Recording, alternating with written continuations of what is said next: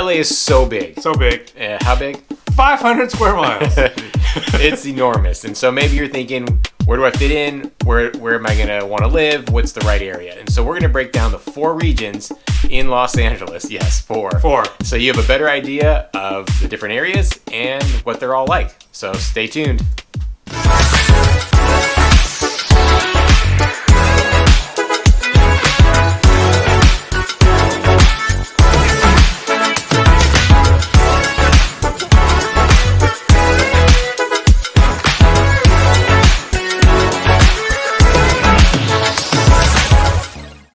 What's up, everybody? This is Adam Rosal, and this is my business partner, David Fine, coming to you live from Dave's Dugout in Los Angeles, California. If this is your first time at our channel and you want to know everything there is to know about Los Angeles, well, we do tons of videos about LA. Yeah, so make sure you hit the subscribe button, tap the bell to get notified every single time we drop a new video. And honestly, we're getting tons of emails, tons of phone calls, text messages from people like yourselves that are thinking about making a move to Los Angeles. So if you are thinking about making that move, reach out to us in any way you want. Phone call, text, email. We'll be sure to answer all your questions because we got your back when moving to LA.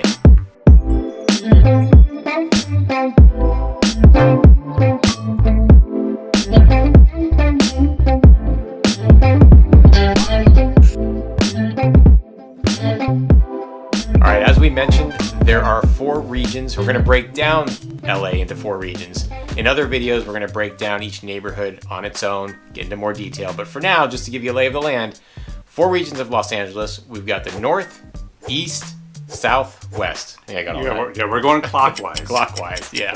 So we're going to start off with the first region up in the north. And yeah, take it away. How would you explain the northern region? The northern region, basically the valley area.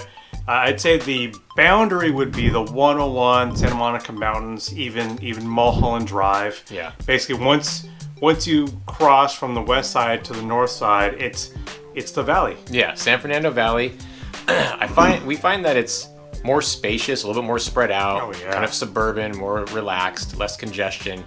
That's one of the big differences that you'll find in the valley compared to the other 3 regions. Yes. There's no beaches connected to it unless you drive through Topanga Canyon to get down over into Malibu area. But you're basically blocked by the Santa Monica Mountains from the ocean. So in general, it's going to be warmer, especially during the spring and summer months. You can figure 15 to 20 degrees warmer than you would for the west side or the south areas. And during the winters, it could be a little bit cooler. Mm-hmm. Especially during the nights, we do drop into the 30s. But in general, there's the main things to do in the valley, or the main hubs would be Ventura Boulevard. Right, there's a lot of restaurants on Ventura Boulevard. Yeah, always point to me for food. Yep. Ventura Boulevard, that's your main source that runs all through the valley.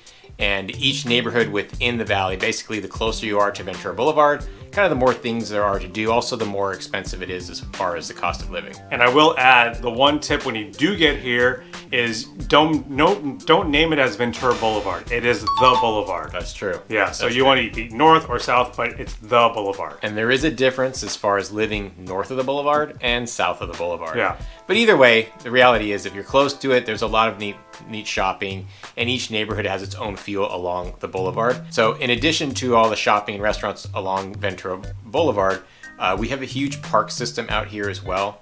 One of the biggest parks in the region is Lake Balboa.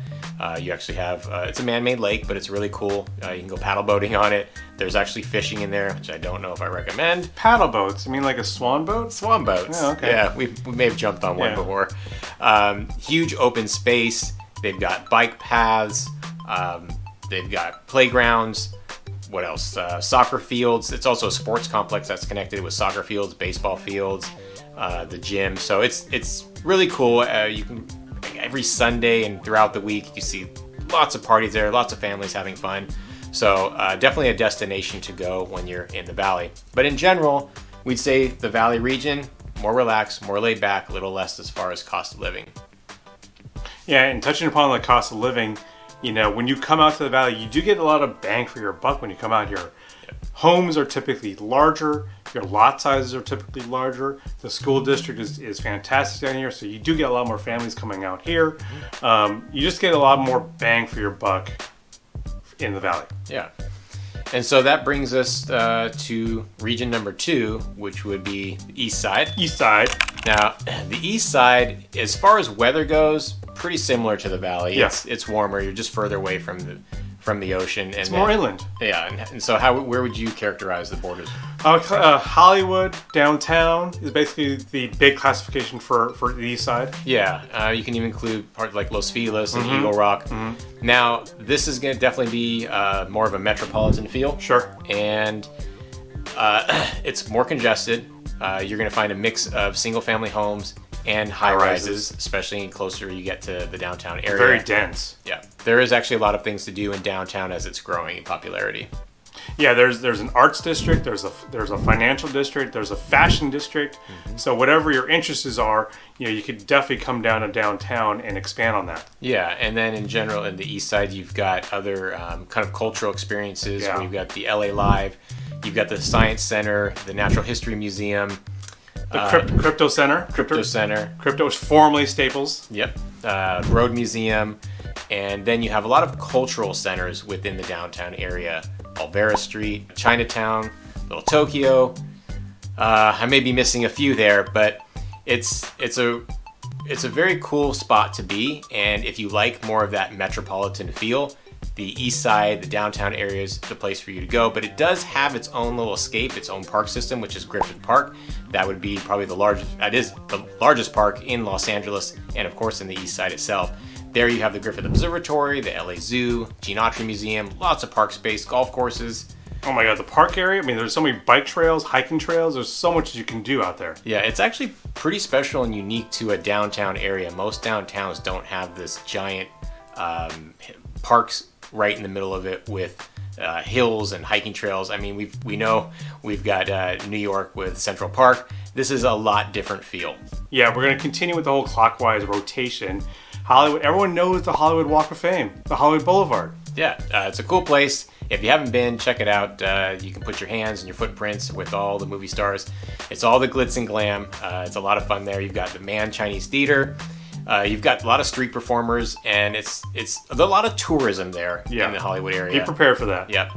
And you also have Sunset runs through, and you've got the club scene, the bar scene, which I don't really do anymore. That was kind of back in my early pre-family life. Way back. Yeah. Way back. So let's talk about the food. There's great food. There's great food along Hollywood Boulevard, along Sunset. A lot of great restaurants. Boa, Yamashiro's. Also in Hollywood, you do have the Magic Castle. Oh yeah, Magic Castle is pretty cool. Though you need basically you need to know somebody. You need to be it's a membership only thing. Yeah, we may know someone who knows someone who knows someone. Right. Who knows someone. We'll get you in. Yeah. So that's the east side. I think we touched on the weather. We touched on the density, and so that's your east side in a nutshell.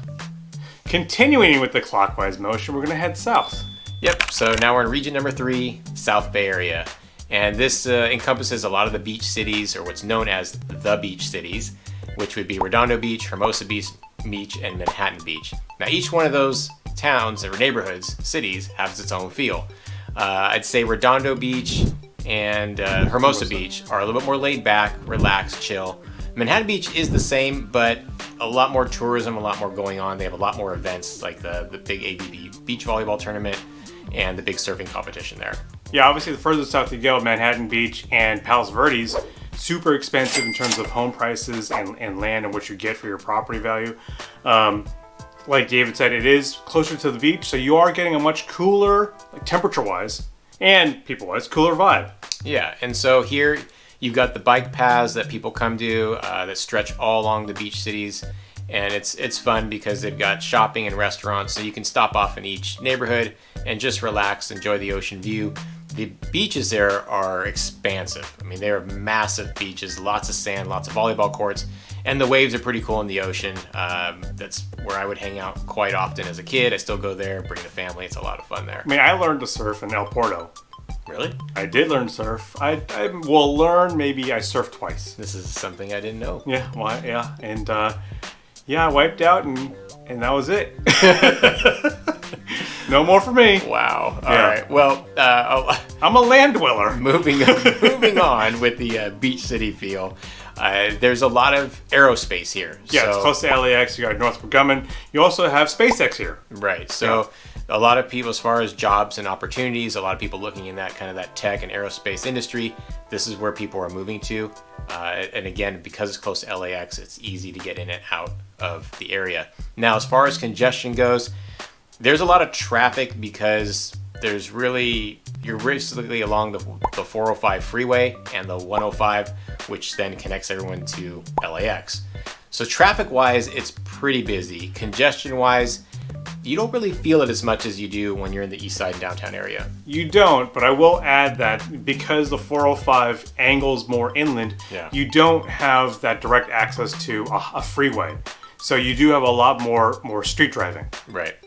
And so if you want that more relaxed, great weather, chill out vibe, I'd say the South Bay area, including Torrance and even Hawthorne, is probably the spot for you. If you're looking for that more metropolitan feel, we'll go back to region number 2, the east side. Right. And if you really want that more suburban, spaced out field, that's where we're going to go back to region number 1.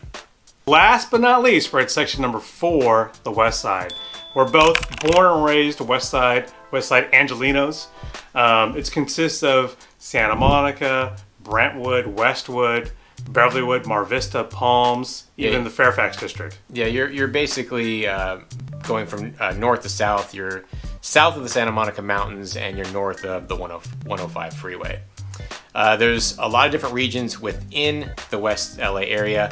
So we'll talk a little bit about, we'll stick with the weather. Weather's very similar to the South Bay area. You're right along the coast, so the weather's fantastic. Yeah, you definitely get that offshore breeze. The mountains on the north definitely keep the heat on that part of town. Yeah. And the weather's great. Now, as far as congestion goes, it's a little bit more dense here. I'd say even more dense than the South Bay. But not as dense as east side. No, definitely not. Yeah. You've got a lot of traffic because of the 405 freeway and everyone's traveling north and south for work and east and west along the 10 freeway. So as far as congestion goes and density, not as bad as east side, but it still can be a little overwhelming at times. Yeah. Now, as far as what it's like to live here, there's a lot of things to do. We'll start with kind of outdoor activities. You've got the whole beach city scene. You've got Marina Del Rey, Venice Beach, Santa Monica Beach, Malibu. Again, expansive beaches, fantastic volleyball courts, and the ocean are pretty amazing. They're great waves. And then as you head north, you do have access to all the mountains and the hiking trails too. Yeah. So before you get to the north side, you do have all the hiking, all the outdoor activities from that perspective. Yep. And then if we're talking about like shopping, there's lots of different shopping districts. Kind of moving from west through east along the western region. We have all the shopping along 3rd Street Promenade. We've got Venice Boardwalk, which has some really eclectic shops there. We've got Montana Avenue. Montana. Yeah, we got Century City Mall. Century City, Culver City has a lot of shopping in its downtown area. And let's not forget Beverly Hills. Right, Melrose. Yeah. So lots of places to go and get your shopping on. As far as food goes, oh my God! Don't even get me started. I mean, you've got food in every section: Santa Monica, Brentwood, Palisades, and it's foods from around the world. Right. Some of the best dining that you can ever experience in Los Angeles would be right here. I think there's like more fusion stuff. Yeah. There's more fusion foods where they're mixing everything together in this area. Yep, exactly. And so there's as you go east a little bit, you'll go into the Fairfax district. Yeah. You've got Melrose, which Little Ethiopia's right there too. Yep. And you've got the Grove and the original farmers market. So as far as west side goes, it encompasses a large region of the Los Angeles area, and it really has quite a bit to offer. We really enjoy it here. It is expensive. I'd say it's probably the most expensive region of all the regions in Los Angeles. Yeah. Because you have Beverly Hills, Bel Air, Santa Monica, Palisades. All of those are really expensive areas to live. And you definitely have easier access to a lot of what those places have to offer. Right. So it's a good mix of outdoor and kind of arts and trends. And that basically breaks down the 4 regions of Los Angeles. Right. Now, again, we will break these neighborhoods down more specifically individually, but that gives you kind of an overview of what it's like to live in those different parts of LA. We'll see you in the next video.